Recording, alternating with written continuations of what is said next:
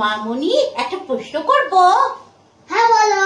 বলছি তোমার love marriage না অ্যারেঞ্জ ম্যারেজ গো? আমি ওইসব বুঝি না। আমি মাঠে গরু চড়তে গেছিলাম, ঠাকুমা বলল তোর বিয়ের অ্যারেঞ্জ হয়ে গেছে, তাই জন্য চান্দান করে বিয়ে করতে বসে যায়। চান্দান করে দিয়ে কেমন বিয়া? কে তুই? কাকিমা। কি কাজ তোর? সংসারে আগুন জ্বালানো। কি সমস্যা? হিংসা।